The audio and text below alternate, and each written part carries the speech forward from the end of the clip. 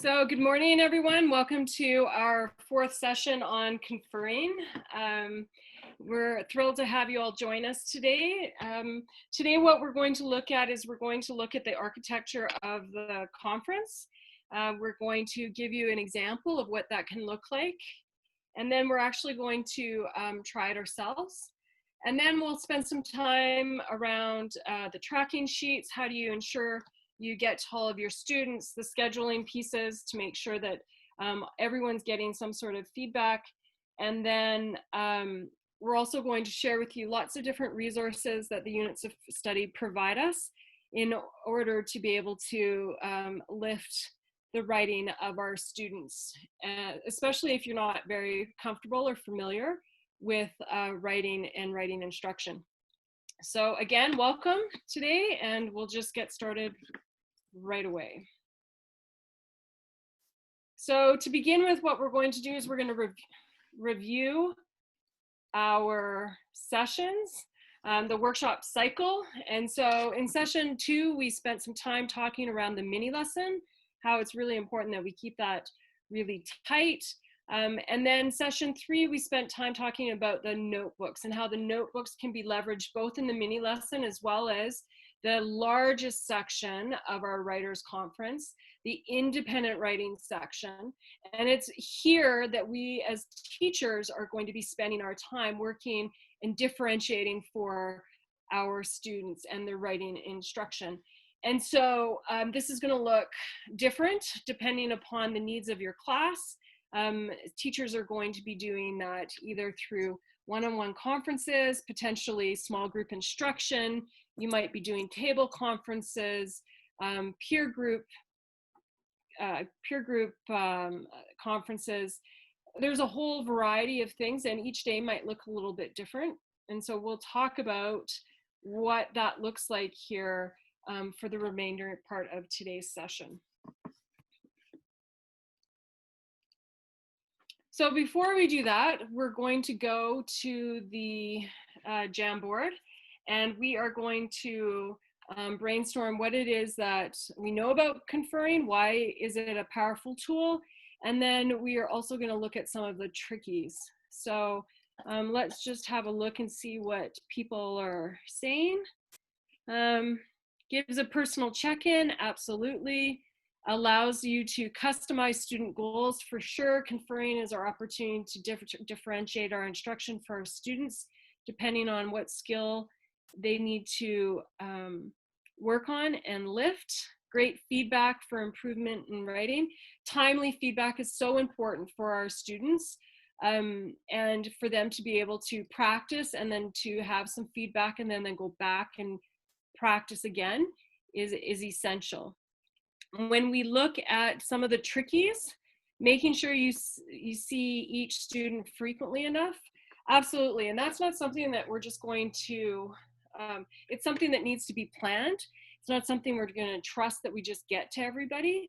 Our recommendation or tip for this is to ensure that you get to everyone is to actually plan it out. So you're going to map out your week, who you intend to get to during your conferencing time, and then what does that look like over a 2-week section? And then were you able to make touch points with every student in your class? Make sure that the class is on task so that they don't take away from the conferring time. Absolutely, that's one of those things that is going to take a little bit of time developing, especially if your students are unfamiliar with Writers Workshop. It's going to be something that you're going to have to explicitly teach. What are their roles? What do they do when they get themselves stuck and need some support? What are some of the environment pieces that you've put into place to support that?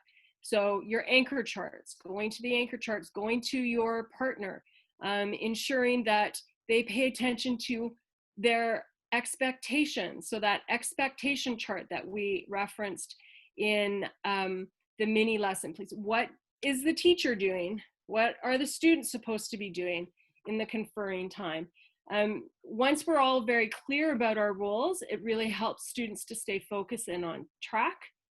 The other thing that I would say is that, as I said earlier, the routines need to be established. So If if students are just growing into this independent writing and they can only write independently for 15 minutes, then it starts to get restless. You probably want to do a regroup. Potentially you want to do a midpoint teach, refocus the class on a specific component of the lesson, and then have them go back to write independently again. And incrementally over time, we're going to start to see that lengthening, the independence lengthening, so that at the end of the year in October, hopefully by that time we've got kind of these routines established and your kids are writing for big chunks of time. So 20, 25 minutes, and then doing regroups, and then finishing off your 40-minute independent write. Are there any other things, Julie, that you would reference or no, comment? while you're going back to the presentation, something that I wanted to add was that the feedback we're giving to the kids should be specific to their needs, but also we want to make sure that that feedback is within their zone of proximal of development, that it's something that they can attain, that it's not too far off, that it's really within their skills. And I know for myself what worked very well is when I do that conference, I write that goal or that feedback, that one thing that I want them to work on a Post-it, and I put it in their notebook or in their seat where they're doing their writing. So it's right there in front of them. So then when I do my feedback loop, when I go back to those students, I can refer back, hey buddy, remember you were supposed to work on that? How's that going? It's right there in their face. So the Post-it, and yes, having that specific feedback, because as you said, sometimes when the noise level is getting too high, as a teacher, then that's a cue. Maybe students did not know what to work on, right? So that's kind of tied together. Excellent. So just like the mini lesson has 4 parts to it, the architecture of a conference also has 4 parts to it. And we're just going to kind of do a really big, broad overview. We have provided the page numbers for a chapter that is all around conferring, and you can do a deeper dive into this particular area in the guide from pages 72 to 84, and it'll give you a lot more, it'll augment these points more clearly if you want to have a little deeper look. So the first part to a conference, the very first thing you're going to do is you're going to saddle up to a student and you are going to start to do some research. And that research is really important because in this particular case, what you want to do is you want to start off with a question like, how's it going? And what is really interesting about this type of conference that's different than perhaps what I would have done in the past, or that many teachers do, is often we walk up to our students and say, so what are you writing about? And the student spends a whole bunch of time explaining what it is that they're writing. They give you a really great plot overview of their piece. That's not what we're looking for. What we're trying to do is we want to shift the thinking around not what we're writing, but how we're writing it. And so you want to ask, how's it going with your writing? What strategy are you working on? And it's really important that within this research, the students are the ones that are doing most of the talking. So I might say, how's it going with your writing, Julie? And Julie could respond that, I'm doing very good. I am working in trying to add voice to my writing. awesome. As you can see, yes. Can you show me where that is in your text, Julie? Right there on paragraph 2, that first sentence is da, da, da, da, da. Right. And so what's different about this kind of conference means that I'm going to get the student to tell me what they're working on, and then I'm going to ask them to explicitly find where they show that specific strategy, and then I'm going to decide what it is around the work that they're doing that I want to try to lift or improve.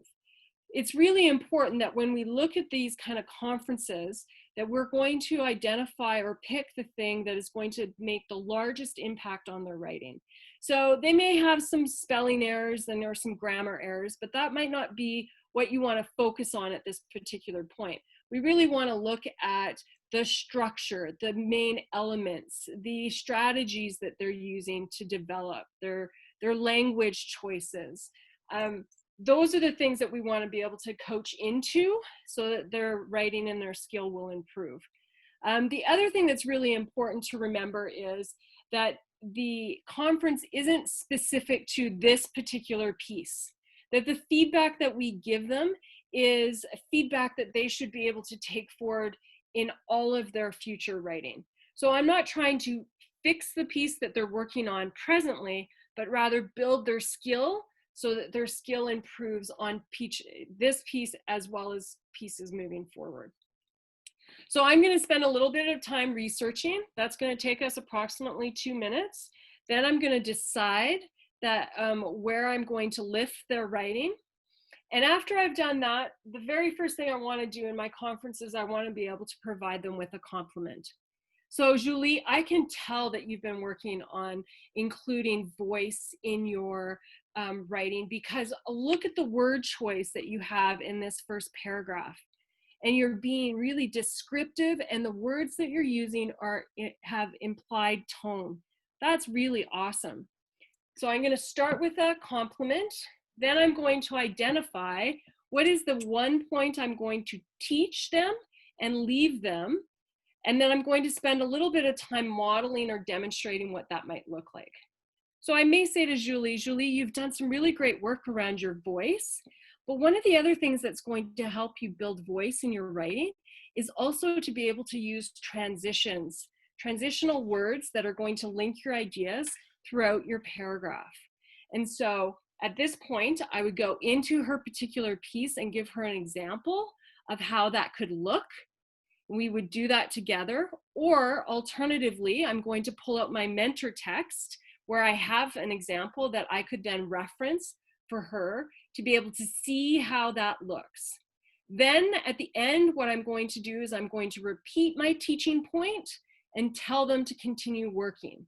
So just like the mini lesson where our teaching point is expressed explicitly several times, that teaching point of our conference also is explicitly told several different times.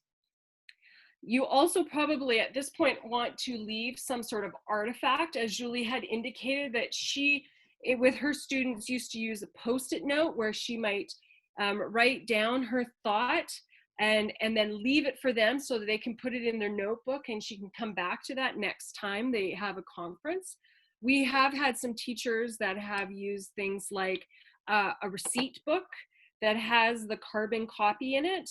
And so they make their comments on the receipt, they put the date on it, they give the student the top copy, and that copied portion stays in their book, and it's a reference so that they have their notes about the conference in addition to the students having notes. There are some other assets that we'll show you a little bit later that we can also leave. The anchor charts, they can make those really small and in small little post-it side pieces. There are labels that you can print from the units of study as well that might be able to support you with some of those artifacts. But as far as the architecture of the conference, Julie, how did I do? Yep, all good, perfect. Awesome. So one of the assets and templates that we are providing you in your list of resources is a conferring cheat sheet. And we know that our conferences are probably going to last between 5 and 8 minutes. And so again, these conferences can look at like a one-on-one situation or potentially a, my mouse is so finicky. A one-on-one situation, or you might want to do it as a small group. But anyway, let's look at this template. What's really great about this template is it echoes the structure of the conference. So again, it's showing our research is going to take up to 2 minutes.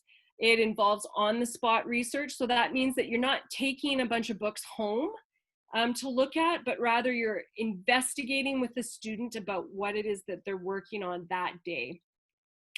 And then what's really great about this particular cheat sheet is it gives you a whole bunch of different prompts that you might want to be able to use in your conference. just in case you're getting stuck or that you want to have a little variety in some of those prompts that you're using students. And I just want to acknowledge, Jody, that this template was not made by us. This was made by a teacher who created that to support his own learning and shared it with us. So that's a good example on how to adapt the things to support your own learning. Great. Yes, thanks for adding that, Julie. And so it's a helpful resource for us as we look through, because again, you're going to see that the different components, the research, the complement, the teach part, and then the link at the end. All right, moving right along. I am going to just step out of my presentation share and take us to a video where we are going to actually watch a conference in action. And so for those of you that aren't familiar with the Teacher College website, it is a really robust resource for teachers. All you need to do is you need to make an account, to access some of these resources. And on one of the pages, when you go from home, you would go into the resource section and then the units of study implementation, and it will take you to this page where you will see units of study classroom videos. Now, I believe I spoke to this earlier when we were looking at the mini lesson, but what it's done is that each of the genres, there are videos associated with different aspects of each genre. So teachers can go to this site and look at some whole class instruction, for example. What does that look like? What are some of the tips and tricks of things that these educators from the Teachers College are employing in their own lessons? And what's really great about it is that we're focusing on writing, but they also have assets around reading as well. So today what we're going to do is we're going to have a look at this video with Lucy Calkins herself and giving some feedback to this young fellow. What we would like you to do is we would like you to look for two things. One, we want to look for the different components of a conference. And then in addition to the components, we want to look at some of the teaching moves that Lucy uses in her conference that are going to ensure the effectiveness of that conference. And so we're going to go ahead and watch this video. And Jody, I'm going to add the link in the communication email that teachers will receive, the teachers who register to the session, so they will be able to watch the video again if they want to. Awesome. So in this video recording, we're not actually going to play the video because what we found is that the sound is really poor. So if you are watching this at home, what we would recommend you do is stop our session right now, go back, watch this video from the Teachers College, and then come back and join us. And we're going to debrief a little bit about what we saw. So Jody, what did you notice from the video? Welcome back, everyone. Thanks, Julie. So here are some of the things that I noticed as I was watching Lucy have this conference with this young man. At the very beginning, for me, all four components of the conference were very clear. I noticed at the very beginning, she asked several clarifying questions. So she asked him what she was working on, but then she even clarified more specifically. And what I think is really important is that the student was doing the majority of the talking. Lucy was trying to ask clarifying questions so that she could narrow down and come to a focus around something that then she could dig into as part of the teach. The other thing that I noticed in here is that not only did she ask those clarifying questions, but then she actually asked the student to find a place within the text where they were doing that or what they were doing. And so in this particular video, he's talking about stretching out those moments bit by bit. And Lucy asked him to find where did you do that? once they have come to that point where he's given her the example, they look at this very small portion of his writing and identify how did he stretch it out, or how could he stretch it out even further. And so what's very interesting that I noticed is that Lucy read that segment out loud.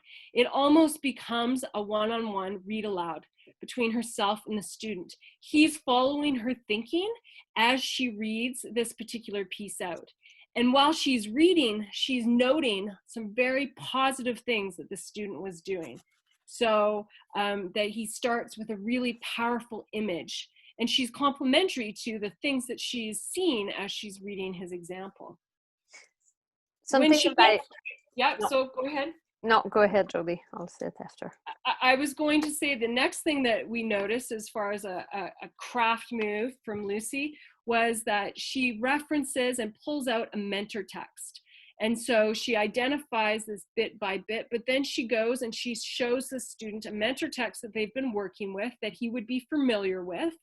And again, shows a place where he might be able to mirror, right, or replicate the same sort of strategies to build out his ideas bit by bit as the mentor, writer, author has done.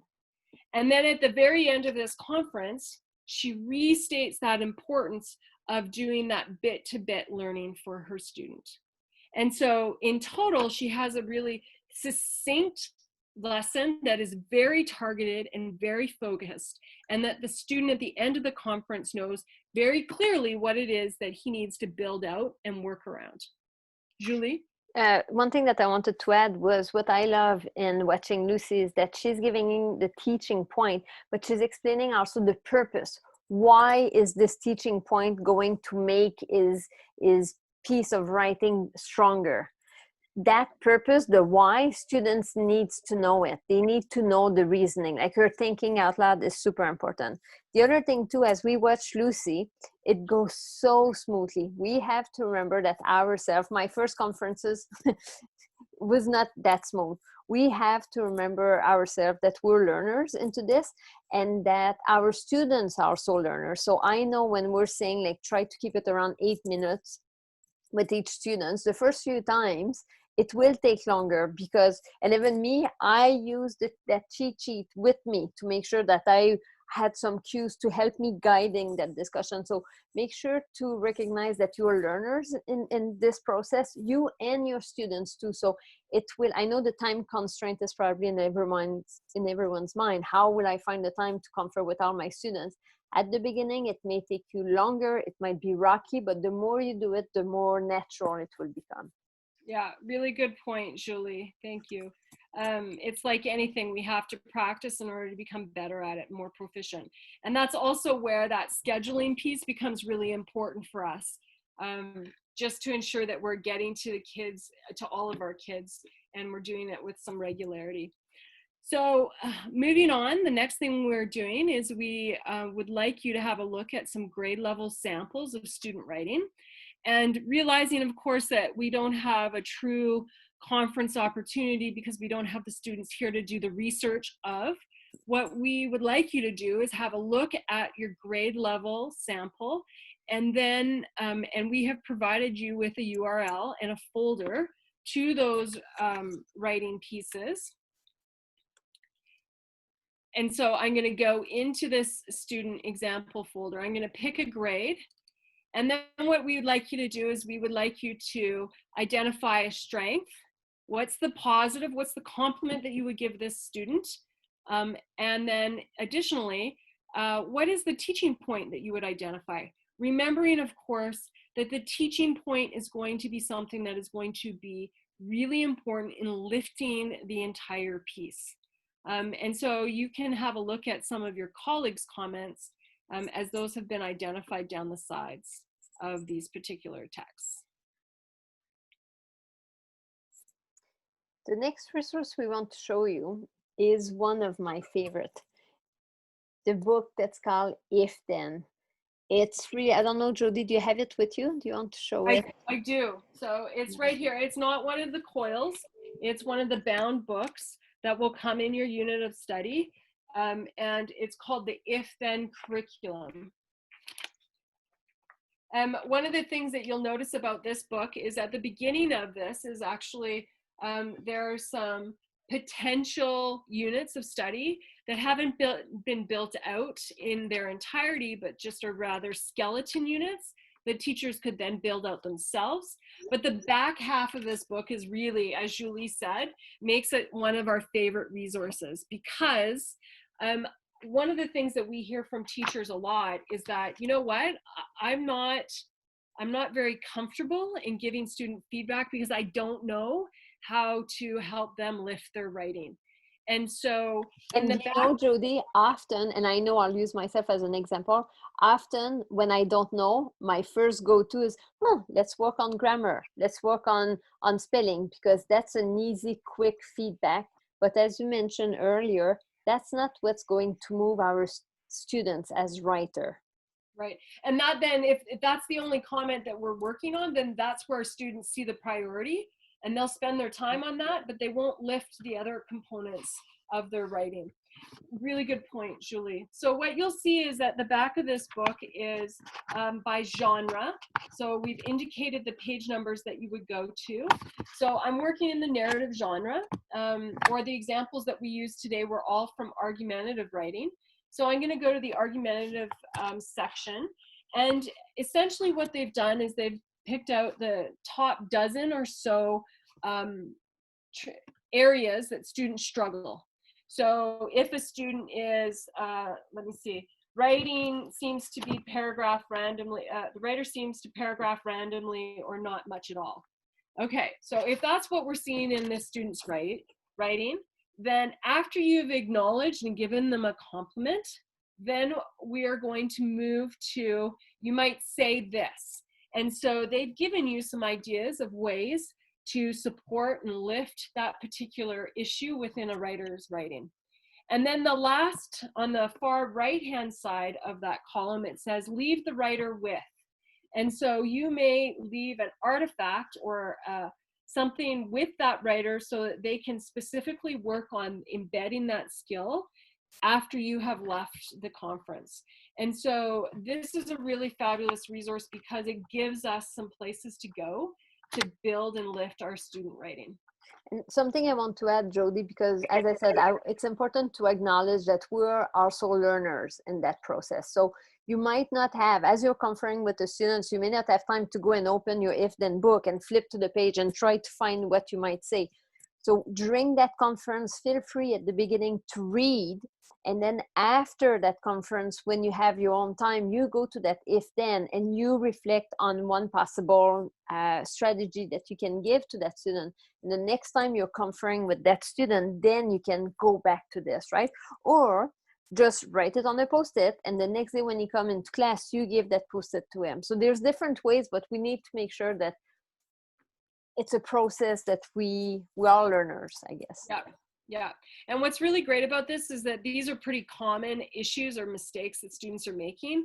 And so guaranteed, once you have one, it comes up once, it's going to come up again. And so you're going to become more and more familiar with some of these pieces and some of these suggestions.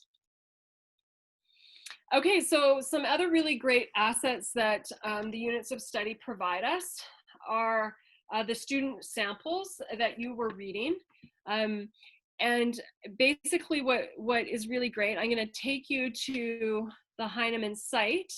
And once you've referenced, or rather, what am I trying to say? Registered your resource, sorry. Once you've registered your resource, then you're going to get to go into your unit of study. So I've picked grade 7 to just have a look at. And you'll see that in here, each of these units have an entire section of materials that you would be able to access that are going to support those lessons. But what we're going to look at right now is I'm going to go down to the writing pathways section. And this is an invaluable little section here because in here, what we see are all our rubrics and checklists. We're going to discuss those in session 6, or our next session in session 5. But it also gives us our writing samples. And what's brilliant about this is they actually give us writing samples from grade 5 all the way to grade 9. And why is that important? It's because we know that our students, we're not just going to have a bunch of students that are just writing at grade level in grade 7. So they might have to be looking at elements of grade 6 or even lower writing. And additionally, we want to be able to extend our students. So what would it look like if a student was writing above grade level? And then this is where you are going to get the second asset that was on that front sheet. And that is, I just closed it, is where we have an annotated example. And so we have a piece of student writing that has been provided us. And then what's really brilliant about this is that I can do this as a lesson with my students, and I can show them the feedback that surrounds these particular pieces. And we're going to get some potential teaching points out of the comments that have been provided for these assets. So this is a really great secondary resource for teachers to be able to share and work with their students using. This is also something that I might put into my own notebook because it's going to give us some really good examples of how, for example, in this one, they clearly state their claim and they give reasons that they will support in the rest of their piece. So this might be the little example that I'm going to use in my notebook and I'm going to show as a mentor to my students as I'm conferring with them. So again, that's in this section under the writing developed through the progressions. Julie, did I miss anything on either of those two things? No, we're good to go to the next slide. Awesome. So these are just some templates of things that we've seen teachers use. As I said to you, it's really important that we schedule the conferences that we are having, and then making sure that we have a reference what we've been talking about with those students. So the example on the right-hand side is the name, the date. Date super important so that you can see growth over time. What have you been working on in the past, and how are we going to move that forward? You're going to see that this is going to capture some of the big highlights of the things that you notice. So what was their focus? What was the compliment that you gave them? And then what was the teaching point that you decided to share? One thing that I like, Jody, for myself as a teacher to keep track of who I've met with and who I haven't is just to create one table on one sheet, and in each square I've got the name of the student, so I can quickly write that I conference with the kids right on this, so then I can see whose square is still blank. Something, again, thinking on the time constraint, as a teacher, the same way as you would do in guided reading or small group reading instruction, your high flyers, your students who are strong, you may not need to meet with them as often as your struggling writers. So the frequency may be different from one kid to another, right? Yeah. So that's something to keep in mind. Absolutely. That's a good point, Julie. Again, this is really, truly differentiating for our students and our needs. So this is a really great asset. And I think, Julie, you really liked this in creating. So one of the things they talk around, or a tip that they would give us, is that we want to be able to try to do at least 4 students a day as far as conferring. Now that can happen in a one-on-one situation, but it also might happen in a small group situation. And they also recommend that at the beginning of any unit that you're starting, that you spend the first couple days just ensuring everyone is being like checking in with everyone, making sure that you know where everybody's kind of at as far as their engagement, how they're getting going on their writing. And from that time, then you are going to be able to observe and add students' names to potentially the different sections or things that they are working on specifically in this unit of study. So for example, if I've written down elaboration, organization, craft, and leads. So I might walk around and say, you know what, Julie really needs to work on her lead, but Lauren, she needs to work on her organization. I'm going to write their names down on this chart. And after I've kind of gone through the entire class, looking at where everybody's at, I will have students that I might be able to group into pairs or even small groups. and do some strategy work around these particular topics or areas. And which is a perfect way, again, when we're thinking on saving times, if you're realizing that two kids have the same things that they are working on, grouping them together will help in saving that time. I was going to say one of the other things that I wanted to talk about while you think about that, Julie, is that one of the concerns that teachers often have is that, okay, like, how do we keep kids on track? And one of the ways is by leveraging our table complements. So let's say that we have got students, they've all gone back to their desks, and there's a behavior that we really want to compliment or reward and solidify for the rest of the group to emulate. Then what we're going to do is I'm going to say, wow, I love that this table is already seated and working and writing. Great work, you guys. And so by highlighting the positives of that particular table group, what we're trying to encourage others is to join in that same sort of positive behavior. So table compliments is a really great way to support that for your students. The only thing I was going to add, Jody, was that when you're doing the small groups, think of the numbers. I find, and this is something that will differ from person to person, but I know me, whenever I have more than 6 people, it's really hard to do that small group instruction. I find then around 6, it becomes more management. Okay, you listen to me, no, you pay attention. So I find for me, my sweet, like my magic number when I do small group is 3 people right. in a group. I find I can keep everyone engaged. That will differ from person to person. So you just need to find your own way. And when we're talking about small groups, we're probably talking about pulling students over as a collective at a table and doing a strategy group lesson or something very specific.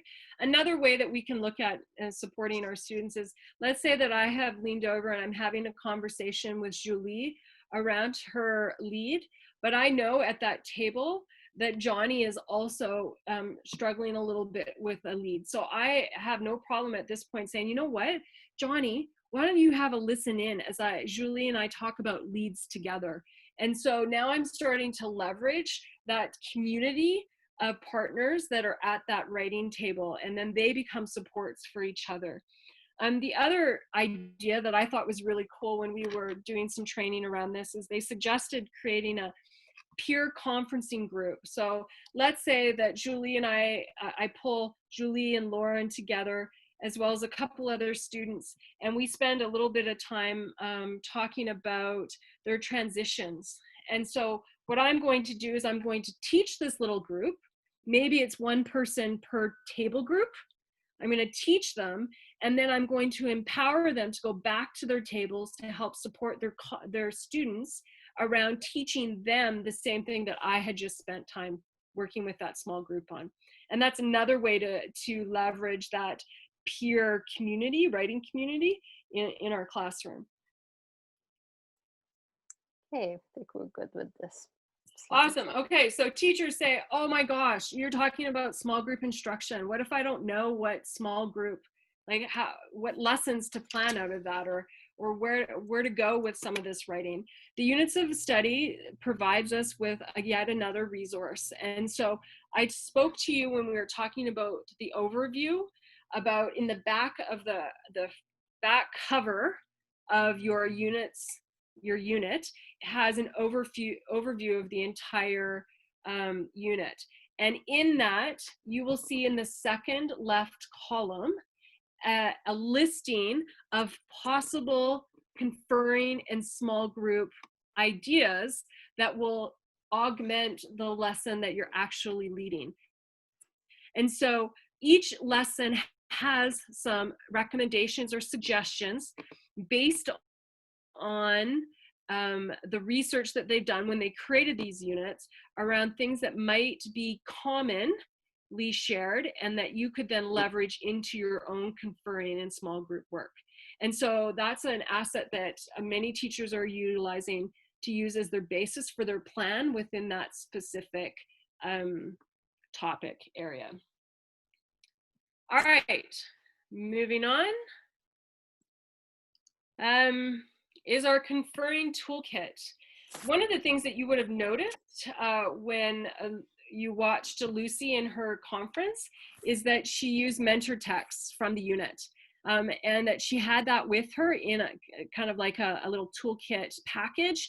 I've taken a picture of mine. In my toolkit, I have my notebooks, but I also have some assets that I might need when I'm working with a specific student. And so that might be something that I have available to me that I can access easily to be able to support the instruction within the conference. We're going to talk a little bit about the learning progressions and how we can leverage those learning progressions to support the work that you're doing in the assessment session tomorrow. Samples of the student writing, we've shown you the annotated samples that we already have in addition to the samples that students have provided us that we can leverage in our notebooks. Here's a couple of places that I want to show you. When I'm in my unit of study, I am going to go to the if-then curriculum here.